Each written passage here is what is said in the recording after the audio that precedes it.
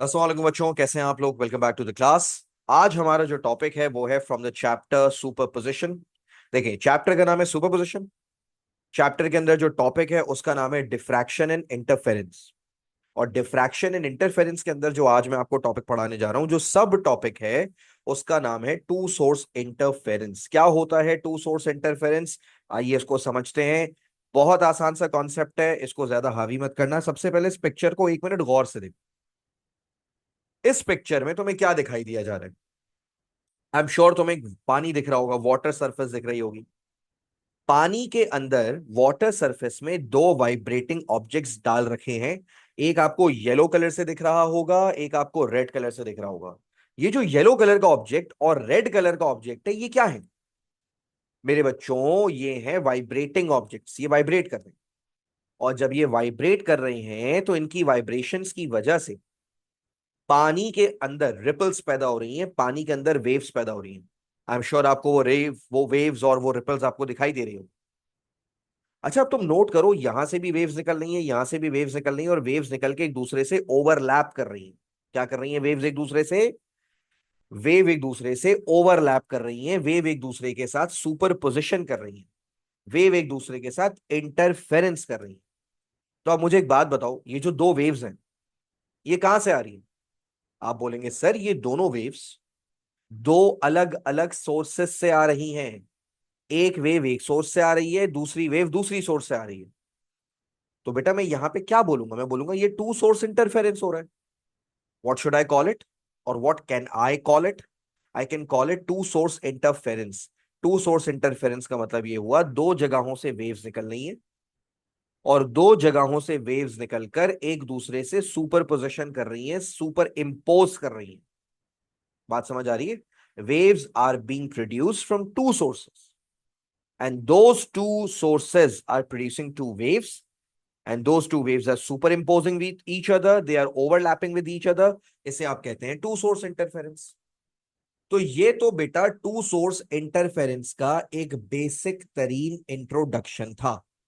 ये मैंने आपको क्या सिखाया? ये मैंने आपको सिखाया, मैंने आपको बताया कि टू सोर्स इंटरफेरेंस कैसे होता है। ठीक है भाई? अच्छा, एक बार जल्दी से टू सोर्स इंटरफेरेंस का इंट्रोडक्शन भी पढ़ लें। लिखा हुआ है when waves arriving from to coherent sources overlap, they produce a series of maxima and minima due to constructive interference and destructive interference respectively। अच्छा, ये बात थोड़ी सी टेक्निकल है। एक तो आपको याद नहीं आ रहा होगा सर कोहेरेंट सोर्स क्या होती है, तो थोड़ा सा मैं कोहेरेंट सोर्स याद दिला दूं। एक मिनट के लिए नोट्स में सिर्फ पीछे जाऊंगा। कोहेरेंस का मतलब मैंने आपको क्या बताया था, ये देखिए।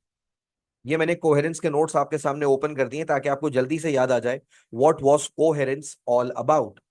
कोहेरेंस की पहले तो डेफिनेशन सुने। कोहेरेंस का मतलब था कांस्टेंट फेज डिफरेंस। अगर दो वेव्स हैं, दोनों वेव्स के दरमियान फेज डिफरेंस कांस्टेंट है, तो ऐसी दो वेव्स कहलाएंगी कोहेरेंट। अच्छा, नीचे तीन एग्जांपल्स भी दी हुई हैं आपको। अगर आप एग्जांपल नंबर 1 में देखें, ये दोनों वेव्स देखें, ये देखें मैंने सर्कल किया। इन दोनों वेव्स के दरमियान फेज डिफरेंस जीरो है। पहली वेव पीक से स्टार्ट हो रही है, दूसरी वेव भी पीक से स्टार्ट हो रही है, और उसी तरह से ये पूरे दोनों पैटर्न्स चले जा रहे हैं। आप कहेंगे फेज डिफरेंस है जीरो थ्रू आउट। सेकेंड वाली पिक्चर में आप बोलेंगे phase differences 180 degrees through out. लेकिन अगर आप थर्ड वाली पिक्चर देखें, थर्ड वाली पिक्चर थोड़ी सी अजीब सी है। शुरू में क्रेस्ट पे क्रेस्ट आ रहा है, यानी फेज डिफरेंस जीरो है। लेकिन आगे जाते जाते नोट करें, क्रेस्ट पर क्रेस्ट आने के बजाय क्रेस्ट पर ट्रफ आने लगा। यानी शुरू में फेज डिफरेंस था 0 डिग्री, आगे जाके फेज डिफरेंस हो गया 180 डिग्री। तो आप बोलेंगे सर यहां तो फेज डिफरेंस कांस्टेंट नहीं है, शुरू में फेज डिफरेंस कुछ और था, आगे जाके फेज डिफरेंस कुछ और है। तो अगर दो वेव्स के दरमियान फेज डिफरेंस चेंज हो रहा है, ऐसी वेव्स कोहेरेंट नहीं होती। ऐसी वेव्स को आप इनकोहेरेंट कहते हैं। और अगर दो वेव्स हैं, उनके दरमियान कांस्टेंट फेज डिफरेंस है, फेज डिफरेंस चेंज नहीं हो रहा, तो ऐसी वेव्स कहलाती हैं कोहेरेंट। तो पहले तो तुम्हें समझना होगा कि कोहेरेंस क्या होती है। कोहेरेंस आपको बताती है कि दो वेव्स के दरमियान फेज डिफरेंस कांस्टेंट है या नहीं है। अगर है तो कोहेरेंट है, अगर दो वेव्स के दरमियान फेज डिफरेंस कांस्टेंट नहीं है तो दोनों वेव्स कोहेरेंट भी नहीं है। जल्दी से मुझे चैट पे या रिस्पॉन्ड करो एज अ थम्स अप कि तुम्हें कोहेरेंस याद आ गया। कोहेरेंस रिकॉल हो गया, याद आ गया, ये मैंने क्लास में पढ़ाया था। परफेक्ट। अब चूंकि तुम्हें कोहेरेंस याद आ चुका है, तो अब मैं क्या पढ़ाने जा रहा हूं, अब मैं तुम्हें दोबारा से टू सोर्स इंटरफेरेंस पढ़ाने जा रहा हूं। तो यहां पर एक बात लिखी हुई है कि टू सोर्स इंटरफेरेंस करवाने के लिए दोनों वेव्स का कोहेरेंट होना जरूरी है। क्या कहा मैंने? दो सोर्सेस की इंटरफेरेंस करवाने के लिए दोनों से निकलने वाली वेव्स का कोहेरेंट होना जरूरी है। अब मैं तुम्हें बताता हूं ये कंस्ट्रक्टिव और डिस्ट्रक्टिव इंटरफेरेंस, मैक्सिमा और मिनिमा क्या होता है, ये सारी चीजें क्या बोल रहे हैं सर आप, इनको मैं समझाऊंगा बेटा जबरदस्त सी एक डायग्राम की मदद से। तो मैं आपको एक डायग्राम बना के दिखाने जा रहा हूं। एक मिनट, सॉरी ये मैंने गलती से फाइल ही बंद कर दी। मैं आपको डायग्राम बना के दिखाने जा रहा हूं, but before I draw diagram, एक मिनट मुझे एक फाइल ओपन करने दो।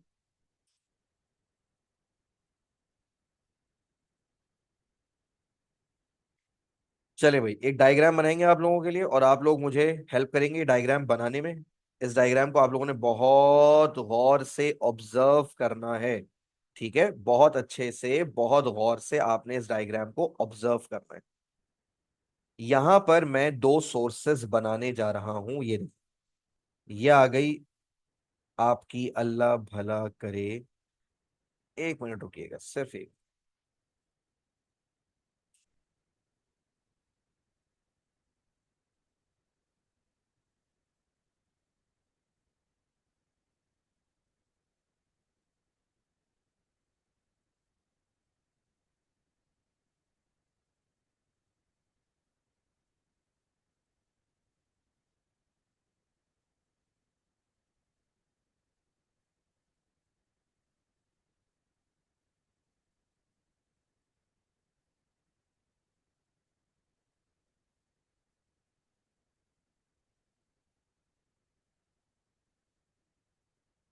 ऑल राइट,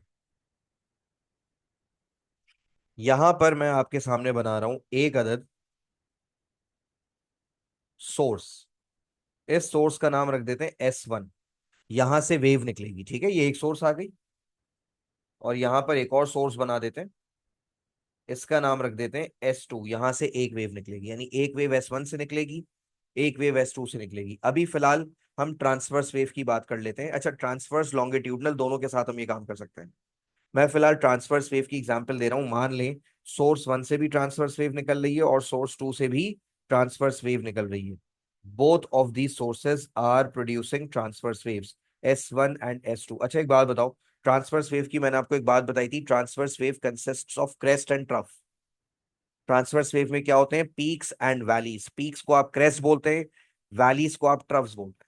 अब यहां पर जरा आप लोगों की तवज्जो चाहिए होगी, बहुत इंपॉर्टेंट बात करने जा रहा हूं। ये देखो, ये मैं क्या बना रहा हूं।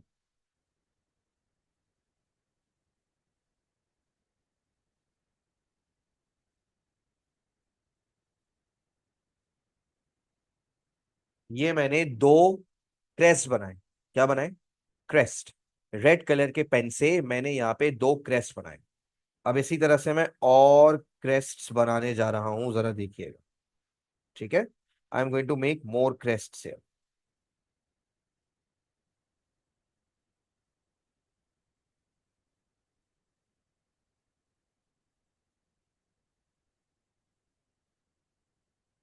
देखें, दो क्रेस्ट और बना दिए। ये मैं क्या दिखा रहा हूं, उनसे वेव्स निकल रही हैं, दोनों सोर्सेस से वेव्स निकल रही है। मैं रेड रेड कलर से जो बना रहा हूं मेरे बच्चों, ये मैं क्रेस्ट्स बना रहा हूं। I am drawing crests here.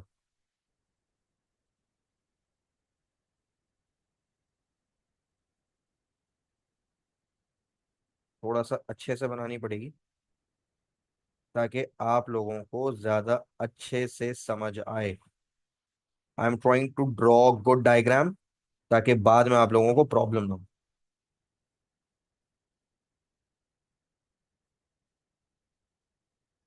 Okay, ये क्या निकल रही है भाई, मैं दोबारा रिपीट कर रहा हूं, दोनों सोर्सेस से क्रेस्ट्स एमिट हो रही हैं।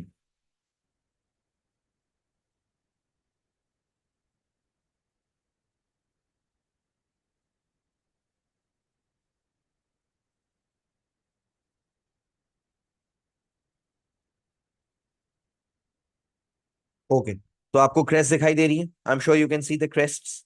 अच्छा, अभी एक बात बताओ, हर क्रेस्ट के बाद क्या एमिट होता है बच्चों? What do you see after every crest? हर क्रेस्ट के बाद एक ट्रफ आती है, after every crest there is a trough. अगर ये रेड वाले सारे क्रेस्ट थे, तो हर क्रेस्ट के बाद एक ट्रफ आएगी। अब देखो मैं ट्रफ्स बनाने जा रहा हूं, पे गुड अटेंशन। ये आ गई एक ट्रफ, ये आ गई एक और ट्रफ। देखो, क्रेस्ट को मैंने रेड कलर से बनाया है, ट्रफ को मैंने ब्लू कलर से बनाया है, ठीक है। क्रेस्ट को मैंने रेड कलर से बनाया है, ट्रफ को मैंने ब्लू कलर से बनाया। ये देखो, ये आ गई एक और ट्रफ, और ये भी आ गई एक और trough. After every crest you see a trough, after every red wave you see a blue wave. Red वाली वेव या रेड वाले wave fronts are showing you crests, and blue वाले wave fronts are showing you troughs.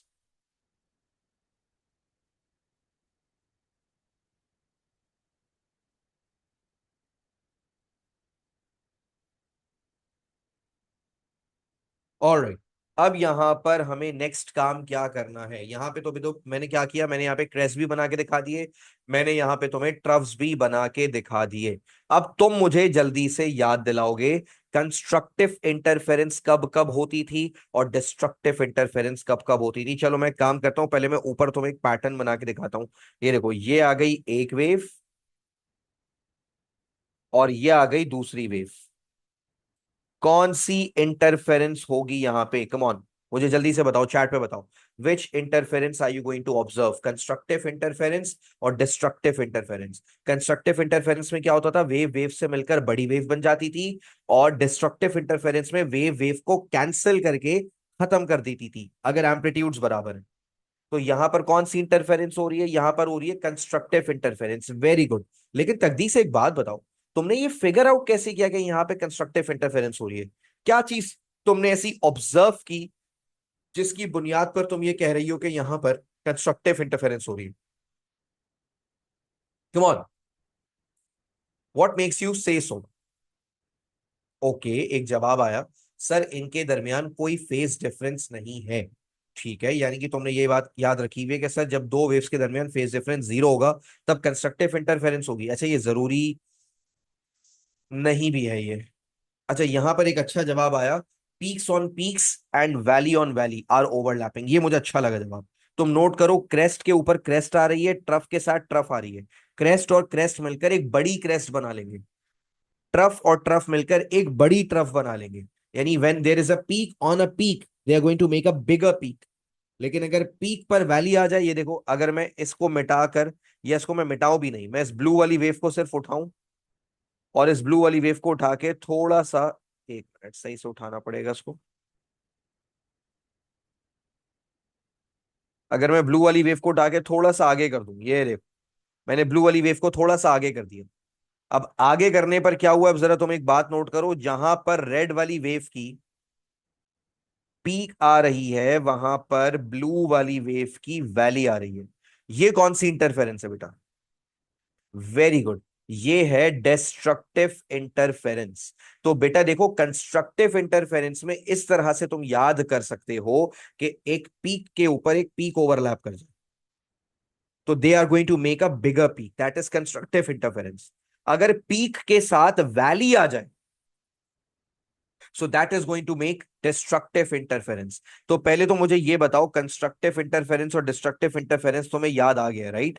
अब आ जाओ यहां पर, ये जो मैंने तुम्हारे सामने इतने सारे ये जो वेव फ्रंट्स बनाए हुए हैं, ये जो वेव फ्रंट्स बनाए हुए हैं ना, now we are going to talk about this. अब मुझे एक बात बताओ फिर से, मुझे फिर से बताओ, रेड कलर से मैंने क्या बनाए थे? रेड कलर से मैंने बनाए थे क्रेस्ट। क्या बनाए थे? क्रेस्ट। और मैंने ब्लू कलर से क्या बनाए थे? ब्लू कलर से मैंने बनाए थे ट्रफ। रेड कलर से क्रेस्ट, ब्लू कलर से ट्रफ। क्या तुम ऐसे पॉइंट्स नोट कर सकते हो जहां पे you see a crest on a crest, यानी जहां पे रेड वेव के ऊपर इंटरसेक्ट कर रही हो, रेड के ऊपर रेड आ रहा हो? आइए मैं आपको हेल्प करता हूं ढूंढने में। ये देखें, जहां जहां रेड के ऊपर रेड आ रहा होगा ना, वहां मैं एक रेड डॉट बनाने जा रहा हूं, वहां मैं एक रेड डॉट बनाने जा रहा हूं। ये देखें, मैंने एक रेड डॉट बनाया। पता है रेड डॉट मैंने कहा बनाया? रेड डॉट मैंने बनाया जहां रेड पे रेड आ रहा है। और कहां आ रहा है रेड पे रेड? ये रहा रेड पे रेड। और कहां आ रहा है रेड पे रेड? ये रहा रेड पे रेड। और कहां आ रहा है रेड पे रेड? ये रहा रेड पे रेड, ये रहा रेड पे रेड, ये रहा रेड पे रेड, ये रहा रेड पे रेड। ये जो मैंने इतने सारे पॉइंट्स मार्क किए हैं, इन पॉइंट्स की खास बात क्या है? सर ये वो पॉइंट्स है जहां पर रेड आ रहा है। रेड पर रेड आने का मतलब है पीक पे पीक आ रही है। क्या आ रही है मेरे बच्चों? पीक पे पीक आ रही है। जब पीक पे पीक आ जाए, जल्दी से बताइए कौन सी इंटरफेरेंस होती है?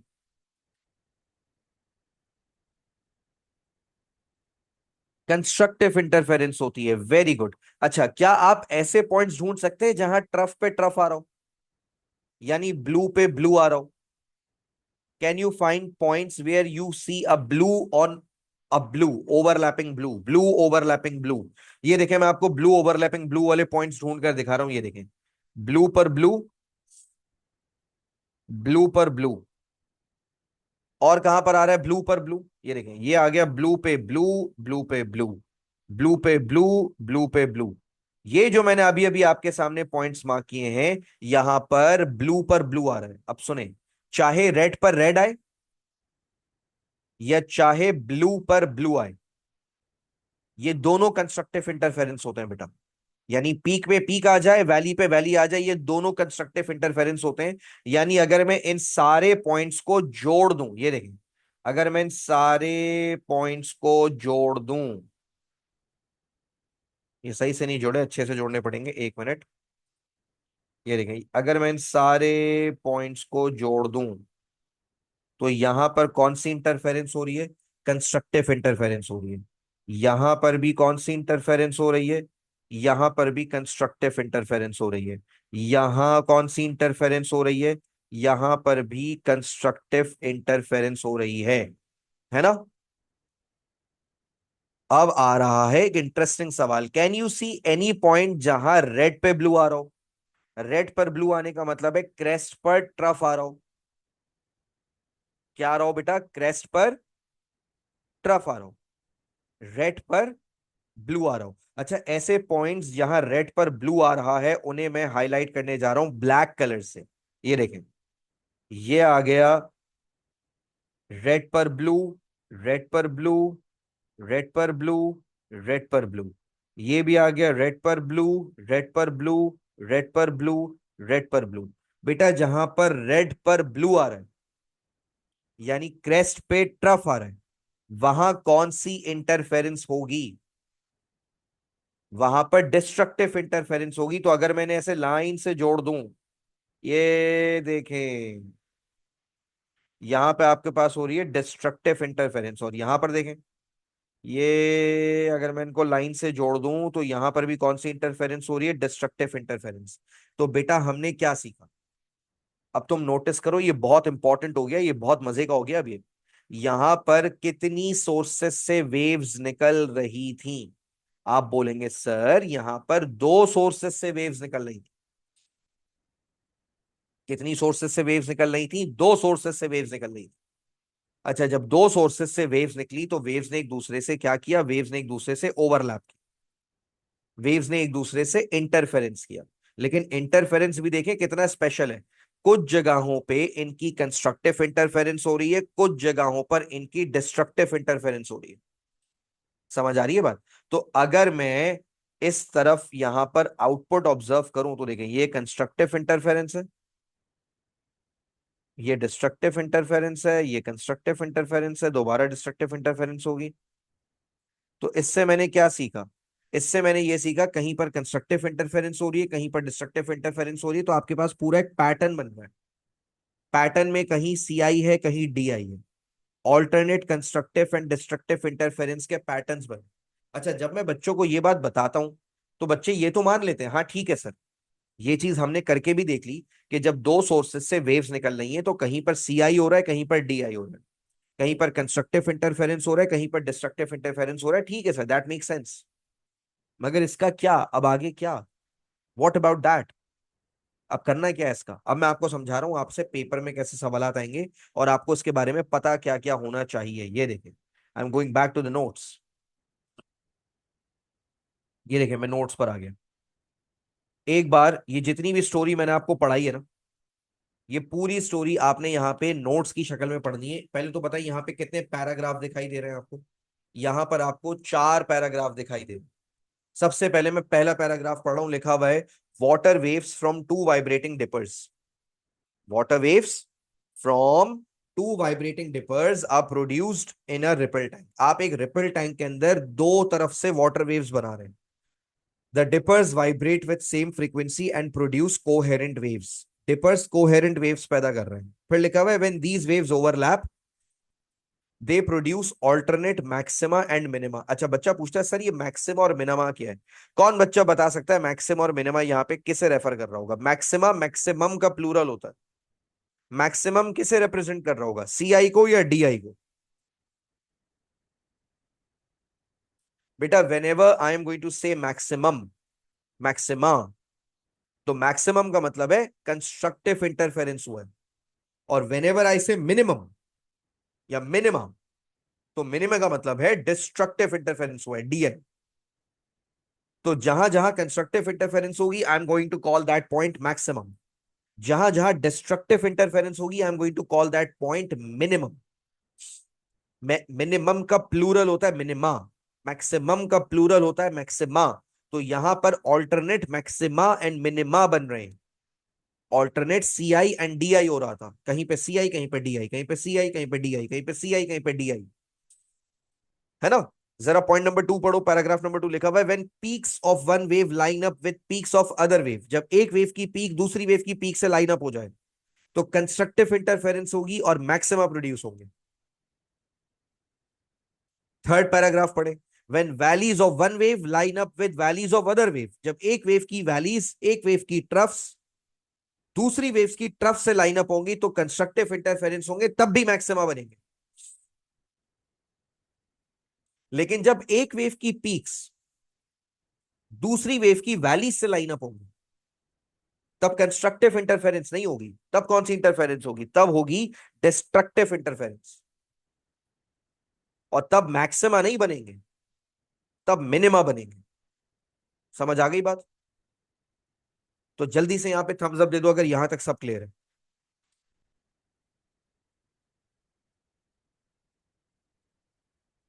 परफेक्ट, बेहतरीन हो गया, जबरदस्त। अब आ जाओ जरा जल्दी से आगे।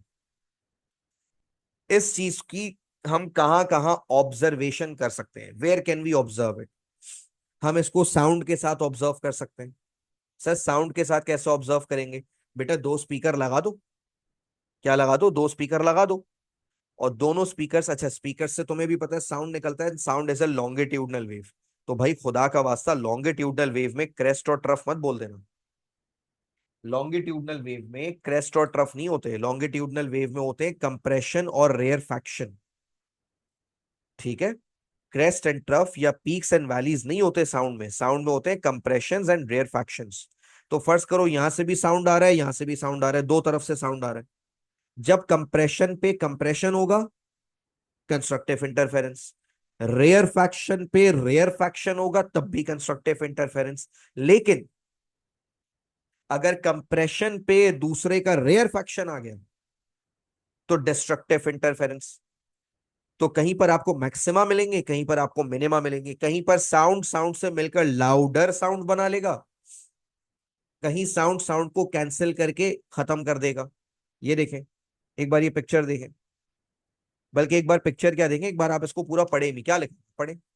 लिखा हुआ है two source interference can be demonstrated using two coherent sound waves. आप टू सोर्स इंटरफेरेंस को साउंड की मदद से भी डेमोन्स्ट्रेट कर सकते हैं। अब देखें आगे क्या लिखा हुआ है। Coherence can be achieved if the sound sources या speakers are connected to the same signal generator. अच्छा एक बात और है भाई, दोनों स्पीकर से कोहेरेंट वेव्स निकलनी चाहिए।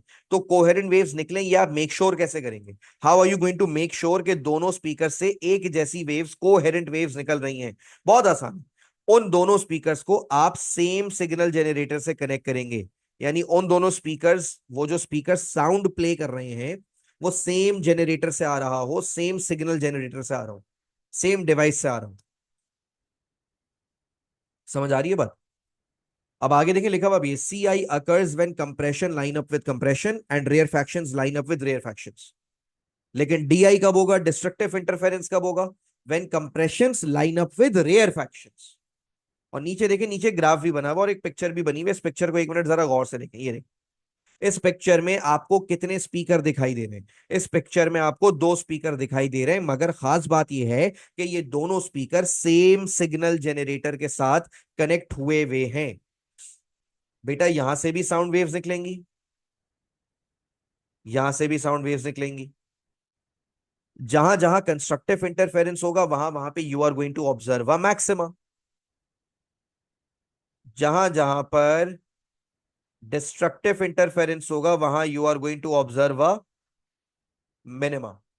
तो आपको ऑल्टरनेट पैटर्न मिलेगा, loudness, faintness, loud faint, loud faint, loud faint, loud फेंट।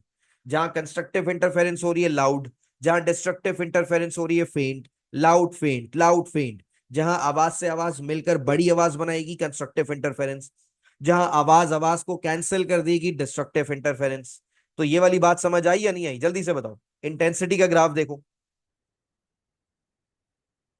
कहीं इंटेंसिटी ज्यादा है, कहीं इंटेंसिटी कम है, कहीं इंटेंसिटी ज्यादा है, कहीं इंटेंसिटी कम है।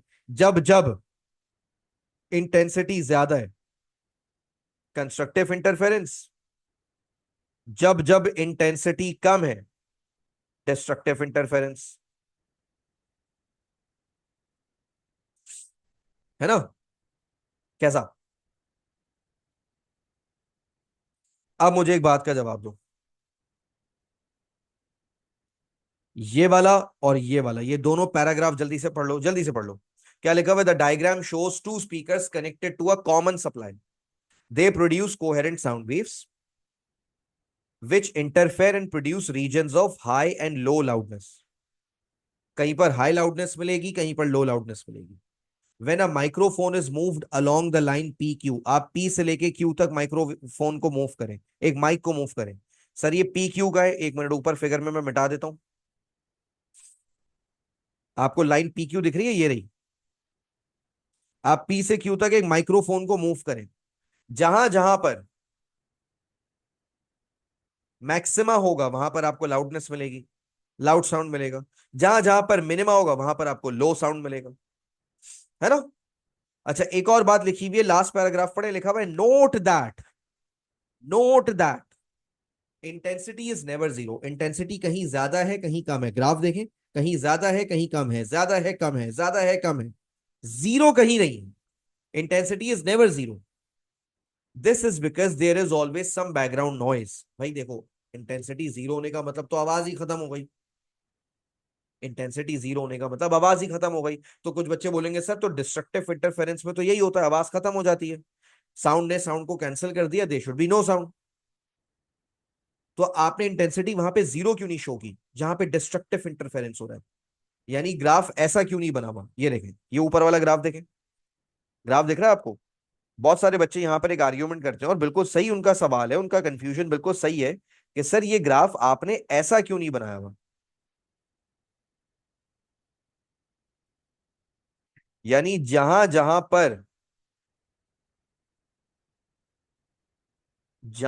पर डिस्ट्रक्टिव इंटरफेरेंस हो रहा है वहां वहां पर इंटेंसिटी जीरो क्यों नहीं है? मतलब ये ग्राफ एक्स एक्सिस से टच क्यों नहीं हो रहा? ये ग्राफ एक्स एक्सिस से ऊपर क्यों बना हुआ है सर? इंटेंसिटी जीरो कहीं भी नहीं है। तो इंटेंसिटी कहीं पर भी जीरो हम इसलिए शो नहीं करते क्योंकि हमेशा there is always some background noise. Microphone कहीं ना कहीं बैकग्राउंड नॉइस को डिटेक्ट करेगा।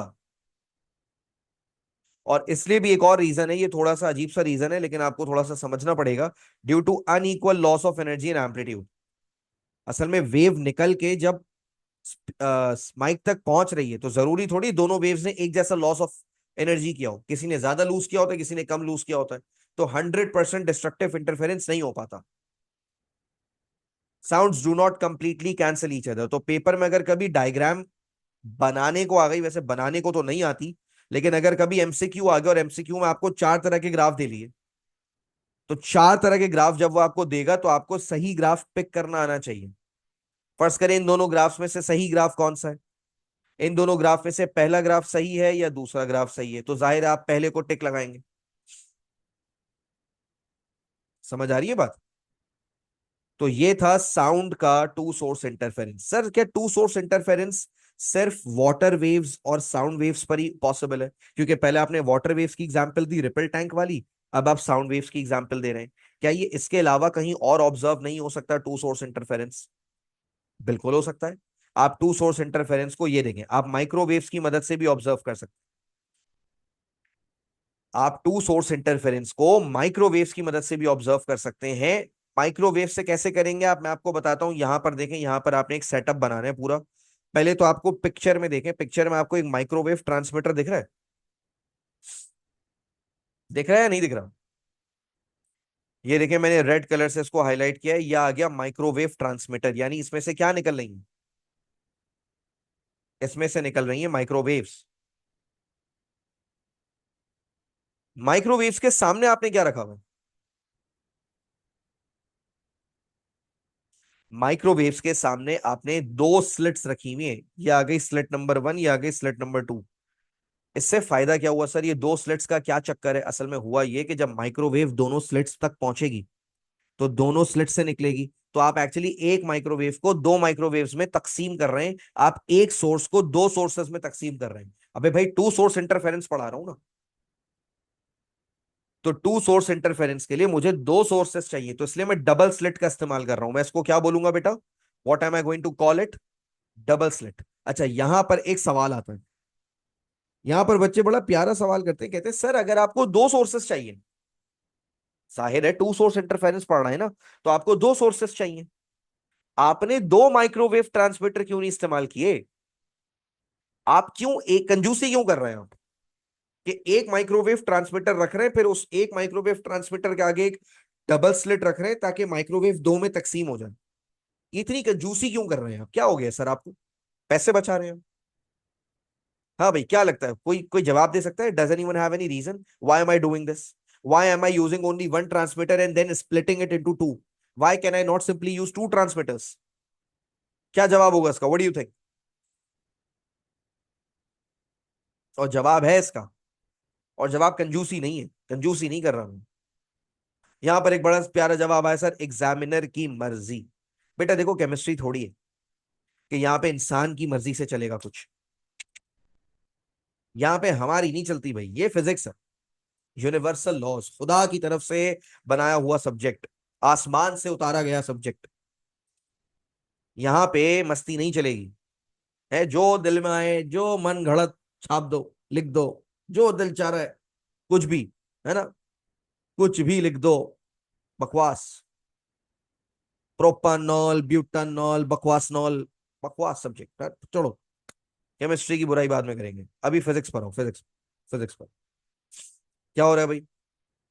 भाई सुनो, यहां पे मैं रीजन दे रहा हूं, यहां पे एक सोर्स को दो सोर्सेज में क्यों तोड़ा? अबे भाई, अगर मैं दो ट्रांसमीटर इस्तेमाल करता तो उन दो ट्रांसमीटर्स की वेव्स कोहेरेंट नहीं होती। कोहेरेंस भी तो चाहिए। वेव्स एक जैसी भी तो होनी चाहिए, उनके दरमियान कांस्टेंट फेज डिफरेंस भी तो होना चाहिए। अगर दो अलग अलग ट्रांसमीटर यूज करोगे, उनकी वेव्स कोहेरेंट नहीं होंगी। तो तुम्हें तो कोहेरेंट वेव्स चाहिए ना। तो तुमने क्या किया? तुमने एक ही ट्रांसमीटर लगाया, उसके आगे एक डबल स्लिट लगाई, एक को दो में तकसीम कर दिया, हटो बचो। है भाई, फुल साइंस ना, मैजिक। तो अगर कोई तुमसे रोड पे रोक के पूछ ले कि भाई टू सोर्स इंटरफेरेंस जब करवाई थी माइक्रोवेव्स की, तो काहे को डबल स्लिट लगाई थी भाई? क्यों लगाई थी? कोई वजह थी? है क्यों लगाई? इसलिए लगाई थी so that the microwaves remain coherent, right? अब ये देखो, थोड़ा सा नोट्स वोट्स पढ़ो जरा। लिखा हुआ है, two source interference can be demonstrated using microwaves. पहला पैराग्राफ पढ़ा है मैंने। अब आओ दूसरे paragraph. A double slit is used to achieve coherent sources of microwaves. Double slit लगा दी ताकि कोहेरेंस अचीव हो भाई। आ गया हो। अब आ रहे हैं थर्ड पैराग्राफ पे। When microwave detector is moved along, जब आप माइक्रोवेव डिटेक्टर को मूव करेंगे तो कहीं पर आपको मैक्सिमा मिलेगा, कहीं पर आपको मिनिमा मिलेगा। It detects maxima and minima. Maxima का मतलब, मैक्सिमा का मतलब कंस्ट्रक्टिव इंटरफेरेंस। मिनिमा का मतलब डिस्ट्रक्टिव इंटरफेरेंस। बात पल्ले पड़ रही है या नहीं पड़ रही? जरा एक थम्स अप तो दो निकम्मो।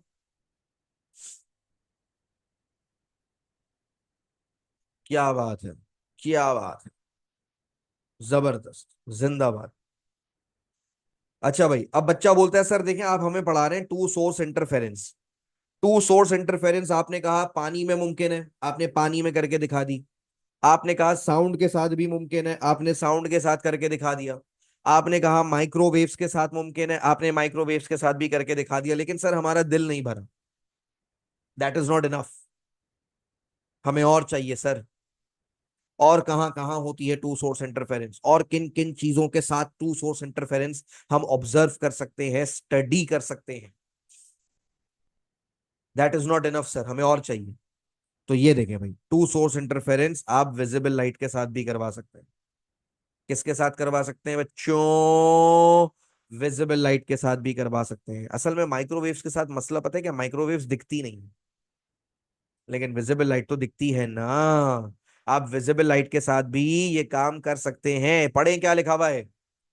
अ coherent light source, ideally laser, is used which is made to pass through a double slit. यहां पे भी वही काम किया आपने, पीछे से लेजर लाइट आ रही है, आगे आपने डबल स्लिट रख दी, डबल स्लिट। डबल स्लिट से फायदा ये हुआ, एक लाइट को दो लाइटों में तकसीम कर देंगे आप। और वही वाला सीन होगा यहाँ पे, जहां जहां पर आपको मैक्सिमा मिल रहा है कंस्ट्रक्टिव इंटरफेरेंस, जहां जहां पर मिनिमा मिल रहा है डिस्ट्रक्टिव इंटरफेरेंस। यानी जहां जहां पर मैक्सिमा होगा, लाइट लाइट मिलकर मोर लाइट, ब्राइट लाइट। जहां पर डिस्ट्रक्टिव इंटरफेरेंस होगा, लाइट लाइट को कैंसिल कर देगी, डार्क। तो तुमने सामने क्या दिखेगा, क्या दिखेगा सामने, जल्दी बताओ। सामने तुम्हें दिखेगा bright dark, bright dark, bright dark, bright dark. जहां जहां ब्राइट, कौन सी इंटरफेरेंस हो रही है? Constructive interference. जहां जहां पर डार्क है, वहां पर कौन सी इंटरफेरेंस हो रही है? वहां पर डिस्ट्रक्टिव इंटरफेरेंस हो रही है। बात पल्ले पड़ रही है या नहीं पड़ रही है भाई? तो मैंने तुम्हें कितनी तरह की टू सोर्स इंटरफेरेंस करा दी? मैंने तुम्हें कई सारी टू सोर्स इंटरफेरेंस करा दी, चार तो करा दी है।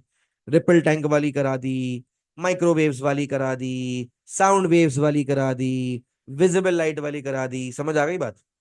अब असल सवाल तो पूछा ही नहीं, सर इसमें पेपर में क्या आता, पेपर में इसमें क्या पूछता है एग्जाम? पेपर में एग्जामिनर इनमें जो सबसे ज्यादा सवालात पूछेगा, इन चारों में से जो मैंने आपको पढ़ाए हैं, विजिबल लाइट के सवालात ज्यादा आते हैं। साउंड के भी आए हुए मगर कम आए हुए, माइक्रोवेव्स के भी आए हुए मगर कम आए हुए, रिपल टैंक के भी आए हुए मगर कम आए हुए। विजिबल लाइट के बहुत आए हुए, क्यों पता है क्यों? उसका रीजन है, विजिबल लाइट को लेकर एक एक्सपेरिमेंट किया गया था। उस एक्सपेरिमेंट का नाम था Young's double slit experiment. Young's double slit experiment क्या है मैं आपको बता देता हूं। यंग्स डबल स्लिट एक्सपेरिमेंट को जरा समझिएगा। ये लाइट का टू सोर्स इंटरफेरेंस है, समझ लें। किसका टू सोर्स इंटरफेरेंस है? लाइट का टू सोर्स इंटरफेरेंस है। ये थॉमस यंग नामी शख्स ने किया था। आपको यंग याद आ रहा होगा, वो आपने एक चैप्टर पढ़ा था डिफॉर्मेशन। उस चैप्टर में एक चीज पढ़ी थी आपने, यंग्स मॉड्यूलस, याद है ना? वो यंग्स मॉड्यूलस वाले यंग भाई यहां भी आ गए। भाई का और है, भाई का और है। उन्होंने एक एक्सपेरिमेंट किया, उस एक्सपेरिमेंट में उन्होंने लाइट की टू सोर्स इंटरफेरेंस करवाई डबल स्लिट का इस्तेमाल करके। इसीलिए आप इस तारीखी एक्सपेरिमेंट को, इस हिस्टोरिकल एक्सपेरिमेंट को आप यंग्स डबल स्लिट एक्सपेरिमेंट के नाम से याद करते हैं। क्या किया था थॉमस यंग भाई ने? थॉमस यंग भाई की मैं आपको पूरी स्टोरी समझा देता हूं। अभी ऊपर वाली चीजें छोड़ रहा हूं मैं, अभी रुक जाए, इनको यहां छोड़ दें, अभी यहां है डायरेक्ट। थॉमस यंग भाई ने क्या किया था मैं आपको स्टोरी समझा देता हूँ। थॉमस यंग भाई ने एक लाइट सोर्स इस्तेमाल की, लेजर लाइट। सही है। दो डबल स्लिट्स इस्तेमाल की, डबल स्लिट से लाइट निकली, लाइट निकलने के बाद इंटरफेरेंस हो गई। इंटरफेरेंस में वही गेम हो गया, जहां जहां पर सी आई हुआ वहां वहां पर मैक्सिमा, जहां जहां पर डी आई हुआ वहां वहां पर मिनिमम। समझ आ रही है बात भाई? ठीक है। अच्छा, यहां पर कुछ चीजें जरा सुन लीजिएगा। पहले मैं आपको नेक्स्ट पिक्चर दिखा दूं। Let let me tell you, show you the next picture. ये सारा जो टेक्स्ट लिखे, टेक्स्ट अभी हम पढ़ लेंगे, नो टेंशन। पहले इस पिक्चर को देखें, ये पिक्चर बड़ी कीमती है। This picture tells us so many things. पहले तो बताएं, क्या आपको यहाँ पे एक लेजर लाइट दिख रही है? आई एम श्योर दिख ही रही होगी। लेजर लाइट के आगे इन्होंने क्या रखा? लेजर लाइट के आगे इन्होंने रखा हुआ है डबल स्लिट। क्या रखा हुआ है? Double slit. डबल स्लिट से लाइट निकलकर क्या हो रही है? डबल स्लिट से लाइट निकलकर स्प्रेड हो रही है। लाइट के स्प्रेड होने को कहते हैं डिफ्रैक्शन। क्या कहते हैं लाइट के स्प्रेड होने को? डिफ्रैक्शन कहते हैं। लाइट के स्प्रेड होने को डिफ्रैक्शन कहते हैं। लाइट के स्प्रेड होने को डिफ्रैक्शन कहते हैं। डिफ्रैक्शन करने के बाद लाइट में इंटरफेरेंस भी हो रही है। और इंटरफेरेंस के नतीजे में क्या हो रहा है? सामने देखें, सामने कहीं पर ब्राइट, कहीं पर डार्क, कहीं पर ब्राइट, कहीं पर डार्क। ये जो पैटर्न बन रहा है ना, पैटर्न, इसको आप कहते हैं फ्रिंजेस। क्या कहते हैं भाई? फ्रिंजेस। फ्रिंजेस बोले या बैंड्स बोले, बात एक ही है। आप बोलेंगे सर ऑल्टरनेट फ्रिंजेस बन रही हैं या ऑल्टरनेट बैंड्स बन रहे हैं? ऑल्टरनेट फ्रिंजेस या ऑल्टरनेट बैंड्स बन रहे हैं। अच्छा, यहां पर एक सवाल है ऐसा, लाइट के बेंड होने को डिफ्रैक्शन नहीं कहते? नहीं बेटा, लाइट की बेंडिंग तो रिफ्रैक्शन होती है। वो तो बचपन में पढ़ाया था आपको, जब आप इतने इतने से थे छोटे छोटे ओ लेवल में। लाइट का बेंड होना इज रिफ्रैक्शन, ये तो लाइट का स्प्रेड होना है। लाइट का स्प्रेड होना इज नॉट रिफ्रैक्शन, लाइट का स्प्रेड होना इज डिफ्रैक्शन। समझ आ रही है बात भाई? अच्छा जी, तो मैं आपसे कुछ और कह रहा था। मैं आपसे अर्ज कर रहा था कि यहां पर alternate bright and dark fringes बन रही है। बच्चा पूछे सर ये फ्रिंजेस क्या होती है? अभी यार ये ब्राइट और डार्क पैटर्न बन रहे हैं ना, ये पट्टियां बन रही है ना, पट्टियां। I hope you can see this पट्टियां। ये जो पट्टियां हैं, इन पट्टियों में जो ब्राइट वाली पट्टियां हैं, दे आर ब्राइट फ्रिंजेस। जो डार्क वाली पट्टियां हैं, दे आर डार्क फ्रिंजेस। जहां पर ब्राइट फ्रिंज बन रही है, वहां पर कौन सी इंटरफेरेंस हुई होगी? जल्दी से बताओ, कौन सी इंटरफेरेंस हुई होगी? कंस्ट्रक्टिव इंटरफेरेंस हुई होगी। यहां पर भी कंस्ट्रक्टिव इंटरफेरेंस हुई होगी। यहां पर भी कंस्ट्रक्टिव इंटरफेरेंस हुई होगी। समझ आ रही है बात? और जहां पर डार्क फ्रिंजेस बन रही है, वहां पर क्या हुआ होगा? वहां पर डिस्ट्रक्टिव इंटरफेरेंस हुई होगी। पहले तो बताओ, बात समझ आ रही है या नहीं आ रही? जल्दी बताओ, जल्दी बताओ।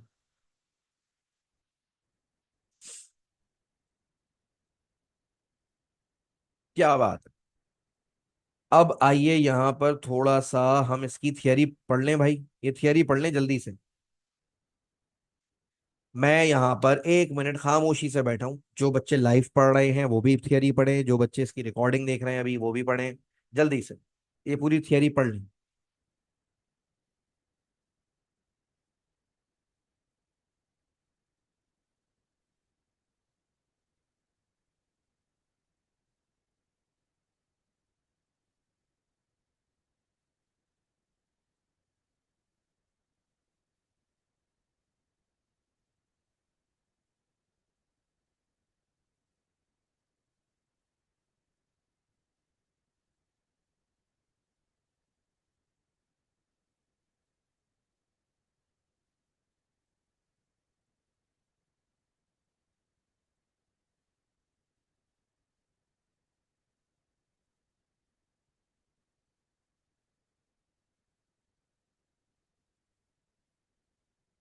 पढ़ लिया? पहले पैराग्राफ में कह रहे हैं कि Young's double slit experiment diffraction and interference pattern produce करता है। सर ये डिफ्रैक्शन एंड इंटरफेरेंस पैटर्न क्या होता है? बेटा ये वाला जो पैटर्न देख रहे हैं ना, bright dark, bright dark, bright dark, bright dark, bright dark, bright dark, bright dark, bright dark, ये पैटर्न होता है इंटरफेरेंस पैटर्न। ये इंटरफेरेंस पैटर्न प्रोड्यूस करता है यंग्स डबल स्लिट एक्सपेरिमेंट। अच्छा, अब यहां पर आपके दिमाग में जाहिर है पहला सवाल क्या आया होगा? आपके दिमाग में पहला सवाल आया होगा, सर ये मोनोक्रोमैटिक लाइट क्या होती है? What is a monochromatic light? Mono का मतलब होता है one, single, mono means one. और क्रोम, क्रोमैटिक वर्ड क्रोम से निकला है। क्रोम का मतलब होता है कलर, और कलर एक्चुअली वेवलेंथ को रिप्रेजेंट करता है। तो जब भी कभी तुम वर्ड सुनो मोनोक्रोमैटिक, मोनोक्रोमैटिक का मतलब होता है एक कलर वाली लाइट या सिंगल वेवलेंथ वाली light, single wavelength. Monochromatic mean single wavelength, जैसे कि लेजर में होती है। आपको पता है ये जो कमरे में जो लाइटें लगी हुई हैं, ये व्हाइट लाइट्स हैं, ये मोनोक्रोमैटिक नहीं है, ये पॉलीक्रोमैटिक है। व्हाइट लाइट में एक रेंज होती है वेवलेंथ्स की, वायलेट से लेकर रेड तक। वायलेट होता है 400 नैनोमीटर, रेड होता है 700 नैनोमीटर। समझ आ रही है बात? तो व्हाइट लाइट मोनोक्रोमैटिक नहीं होती, व्हाइट लाइट पॉलीक्रोमैटिक होती है। ये जो सूरज से रोशनी आ रही है या जो घर में आपने लाइटें लगाई हुई हैं, these are what, these are polychromatic lights. यहाँ यंग्स डबल स्लिट एक्सपेरिमेंट करवाना है तो आप मोनोक्रोमैटिक लाइट का इस्तेमाल करें, एक सिंगल वेवलेंथ वाली लाइट का इस्तेमाल करें, आपको वो इंटरफेरेंस पैटर्न ज्यादा अच्छे से ऑब्जर्व होगा। पॉलीक्रोमैटिक लाइट ले लेंगे तो इंटरफेरेंस पैटर्न अच्छे से ऑब्जर्व नहीं होगा। पल्ले पड़ रही है या नहीं पड़ रही? आगे लिखा हुआ है आपने एक सिंगल स्लिट इस्तेमाल की। अच्छा सर, सिंगल स्लिट क्यों इस्तेमाल की? डबल स्लिट तो समझ आ रहा है, डबल स्लिट तो इसलिए इस्तेमाल की ना भाई, लाइट को दो में तकसीम करना है। सिंगल स्लिट क्यों इस्तेमाल की? असल में बेटा सिंगल स्लिट का रीजन देखो, पीछे ना तुमने एक लेजर लाइट इस्तेमाल की, लेजर लाइट से ऐसे लाइट निकलती है बिल्कुल एक बीम की तरह। कैसे निकलती है लाइट? बिल्कुल एक बीम की तरह। पहले तुम आगे ना एक सिंगल स्लिट लगा लो। सिंगल स्लिट से फायदा क्या होगा? सिंगल स्लिट से फायदा ये होगा, ये लाइट निकल के इस तरह से फैल जाएगी, स्प्रेड हो जाएगी, डिफ्रैक्ट हो जाएगी, फैल गई। अब इसके आगे तुम लगा लो डबल स्लिट।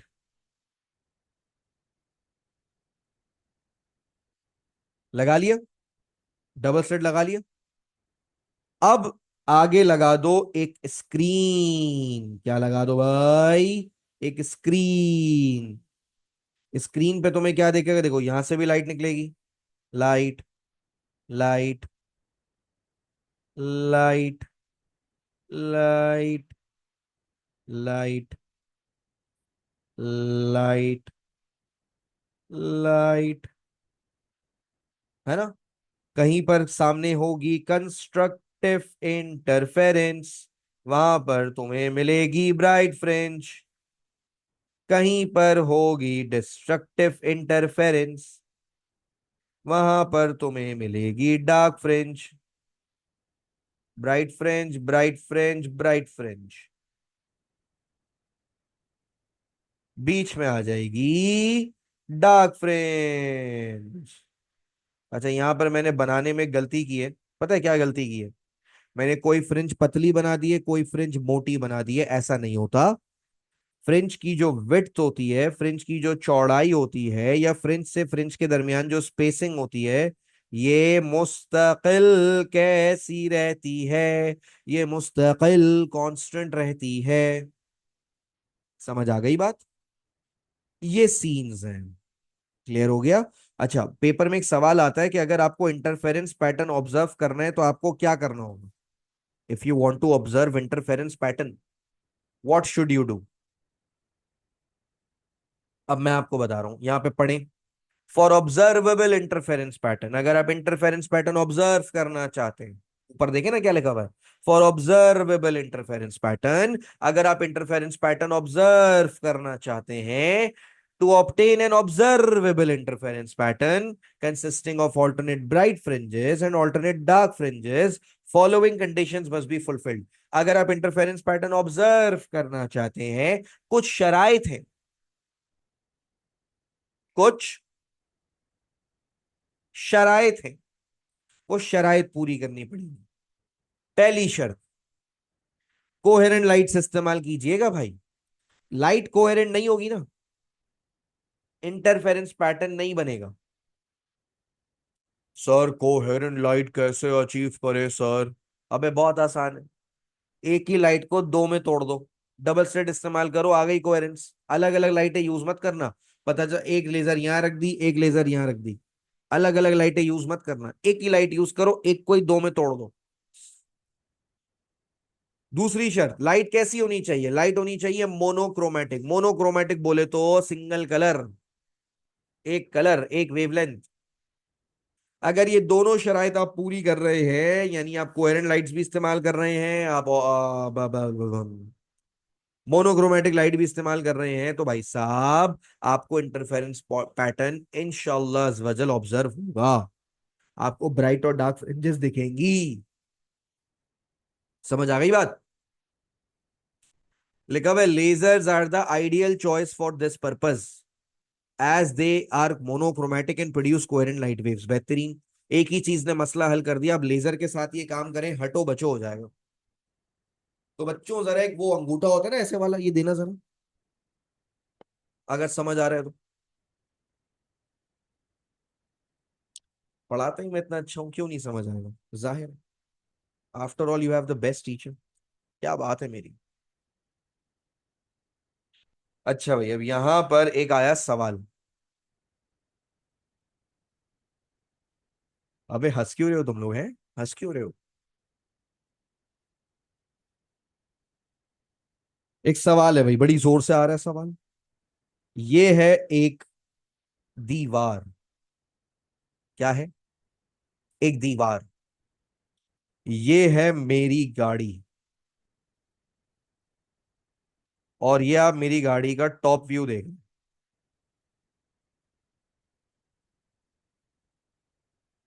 क्या देख रहे हैं भाई?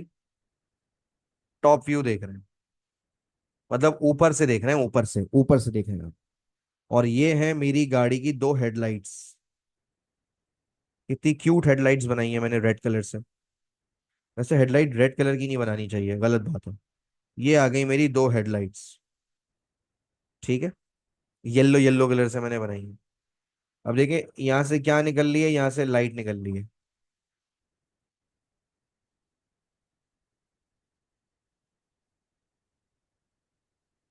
और लाइट निकल के कहाँ जा रही है? लाइट निकल के दीवार पे जा रही है। पहला सवाल, क्या लाइट, ये टू लाइट्स हैं, is that a two source interference? सिर्फ यस और नो में जवाब दें चैट पे, is that a two source interference?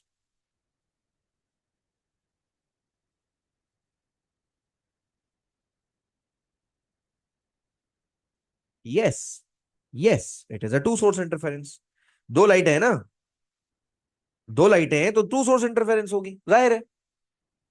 अब दूसरा सवाल, दूसरा सवाल, क्या मुझे यहां दीवार पे ऑल्टरनेट पैटर्न मिलेगा, वो वाला ब्राइट डार्क वाला?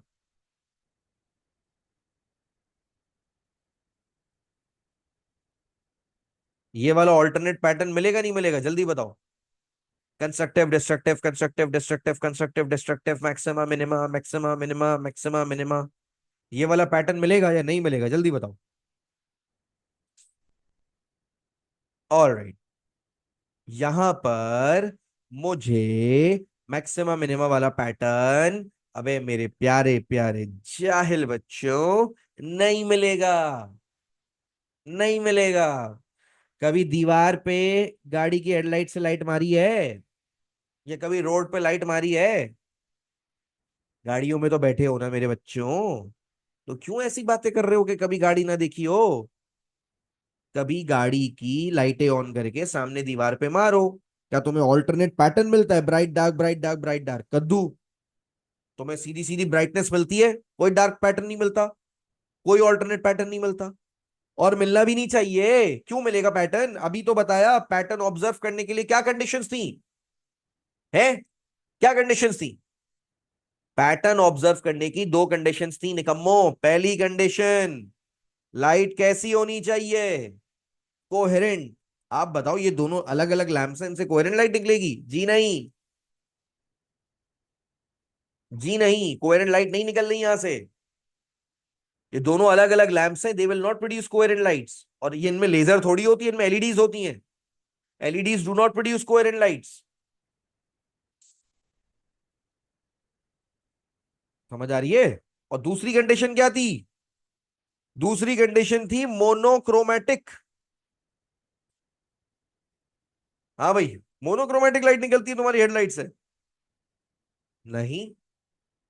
तो इसका मतलब तुम तो ऑब्जर्वेबल इंटरफेरेंस पैटर्न की कंडीशन ही फुलफिल नहीं कर रहे। नहीं कर रहे ना? तो बेटा जब ऑब्जर्वेबल इंटरफेरेंस पैटर्न की कंडीशंस फुलफिल नहीं करोगे तो क्या तुम्हें वो पैटर्न दिखेगा? अब बोलो यस और नो में जवाब दो। Are you going to observe that interference pattern, yes और नो? Good, very good. समझ आ रही है बात? तो ये सीन्स है भाई। और अच्छा ही है ना, नहीं होता? सोचो कितना अजीब लगेगा। मैं सामने लाइट मार रहा हूँ रोड पे, रोड पे मेरे को जेब्रा जैसी पट्टियां दिखाई दे रही हैं। अरे जीब्रा पट्टियों से याद आया, आजकल वो टाइट चल रहे हैं ना अपना, ईद ईद के, वो जो चल रहे हैं आजकल शर्ट्स चल रहे हैं बड़े, मीम्स आ रहे हैं, रील्स आ रहे हैं, स्ट्राइप्स और पैटर्न्स वाली जो आजकल शर्ट्स चल रही है, लड़के पहन के घूम रहे हैं। लेते लेते छोड़ दी मैंने कसम से, बचत हो गई। खैर।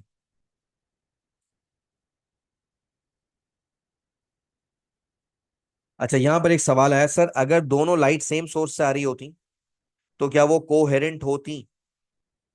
देखो बेटा, कोहेरेंट वो तब भी नहीं होती अगर वो एलईडी से निकल रही है या अगर वो तुम्हारी उससे फिलामेंट लैंप से निकल रही है, कोहेरेंट वो तब भी नहीं होती। अगर कोहेरेंट लाइट ही चाहिए ना तो लेजर इस्तेमाल करो। और लेजर भी एक लेजर इस्तेमाल करना, दो लेजर्स अलग अलग इस्तेमाल मत करना। एक लेजर इस्तेमाल करो, एक लेजर की ही लाइट को दो में तकसीम कर दो यूजिंग अ डबल स्लिट। समझ आ रही है बात? तो आई होप कि आप लोगों को ये डबल स्लिट वाला पूरा कॉन्सेप्ट समझ आ गया होगा। अब असल चीज क्या है सुन लो भाई। यहां तक तो पेपर में आता है, लेकिन जो असल है ना तगड़ा माल, वो तगड़ा माल है यंग्स डबल स्लिट एक्सपेरिमेंट की कैलकुलेशंस और यंग्स डबल स्लिट एक्सपेरिमेंट के सारे फॉर्मूला। कि यंग्स डबल स्लिट एक्सपेरिमेंट में जो पूरा फॉर्मूला है जिसको हम फ्रिंज स्पेसिंग का फॉर्मूला कहते हैं, जो पेपर में सबसे ज्यादा आता है, ये अभी मैंने कवर नहीं किया है। इसको मैं कवर करूंगा नेक्स्ट क्लास में। ठीक है? I am not going to continue it from here. इसको आज हम यहीं तक रखते हैं। ठीक है? और नेक्स्ट क्लास में फिर मैं आपको उसकी पूरी जो मैथमेटिक्स है, जो एनालिसिस है, जो सारे फॉर्मूला है और फॉर्मूला को यूज करके किस तरह से क्वेश्चंस आते हैं पेपर में, मैं आपको वो सिखाऊंगा। ठीक है? तो आज की क्लास को हम यहीं तक रखेंगे। थैंक यू सो मच, अपना ख्याल रखिएगा। अल्लाह हाफिज।